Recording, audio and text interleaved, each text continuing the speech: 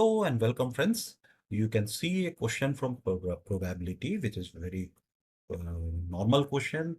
So, friends, you try it.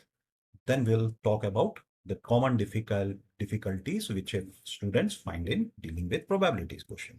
So, shall I read the question for you? Find the probability of drawing two aces in a row from the pack of 52 cards. So, friends, you can pause my video over here and you can either you can mentally solve this question or you may use a pen and paper. So friends, we go to the solution.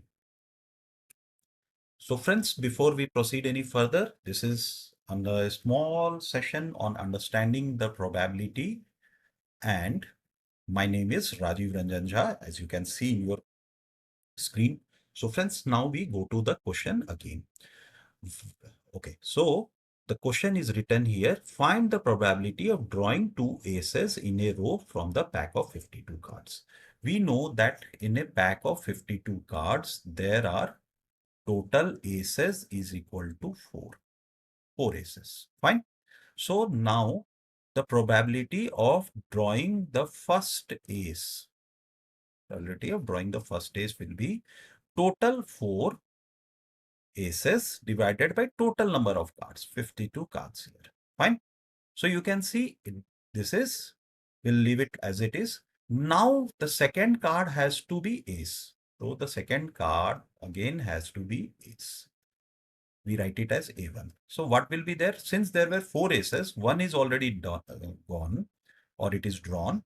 So 4 minus 1 will be the denominator of the second. And similarly, the numerator will be 4 minus 1, that is 3, and the denominator will be again 52 minus 1. So you get 3 by 51. Now what I've seen by my teaching experience to various students, they find the difficulty in either they should add the individual probability of the first card to be ace and the second card to be ace, or they should multiply it. But friends, we know that since these are two events have to happen, means the both cards have to be ace. So we have to multiply their individual probabilities to get the final probability.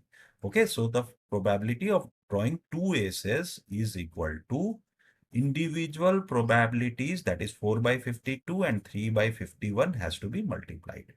So you get the answer as 17. Okay, sorry, 13 here, and here you get a 17. Fine. So the final answer is 1 by 221. Fine. Now a question whereby we have to add the individual probabilities. Okay. Here is the question. Rolling a dice, what is the probability of rolling a dice and getting 2 or a 5? Okay. So probability of getting 2, probability, we write it as P of 2 is equal to, since 2 is on up in a dice, we have 1 to 6, total of 6 numbers. And 2 is one of them. So 1 and total is 6. Fine. Similarly, probability of getting a 5 is, again, 5 is 1 out of this 6 number. So 1 and total are 6.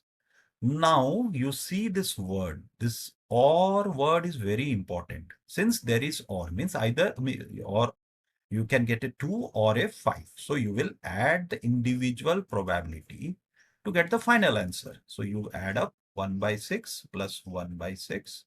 It makes 2 by 6, and it is the final answer is 1 by 3. Okay.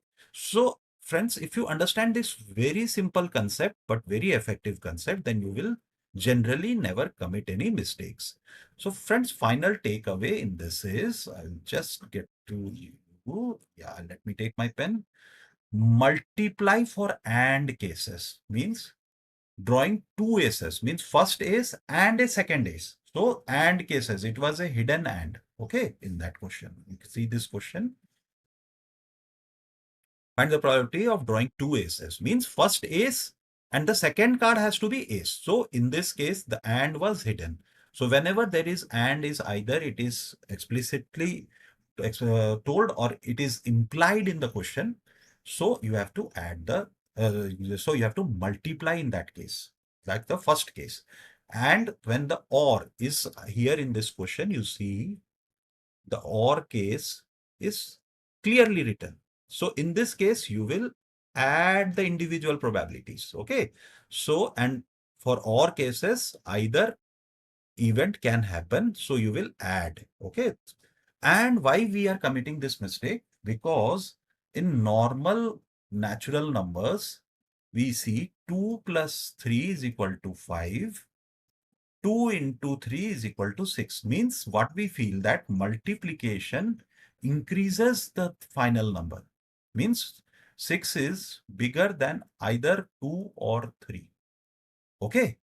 And even it is bigger than their addition, that is 2 plus 3.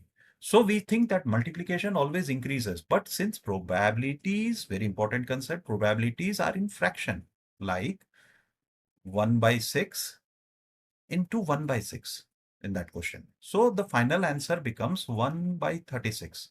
And you see 1 by 36 is quite small as compared to the initial number 1 by 6. Okay. So multiplication means when both the events have to happen. So naturally their probability will be lesser. So what happens? The final probability will be multiplied. So that because the probability of getting is very slim, it becomes rarer incidents. Okay.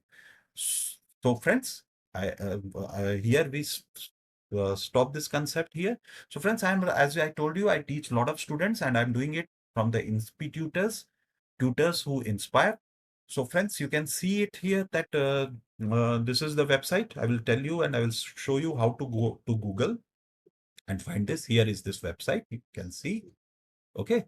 When you browse in, so for finding or for getting in touch with me, you just need to do this thing, get started. Okay. And then you can just give me your details here, name, your email number, and brief description for which exam, like for SAT exam you need me, or for the GMAT exam. So friends, I will be in touch with you. So for reaching out to me, for understanding the concepts of probability and all trigonometry, whatever is your doubt, you can reach out to me through institutors. Just reach to the website and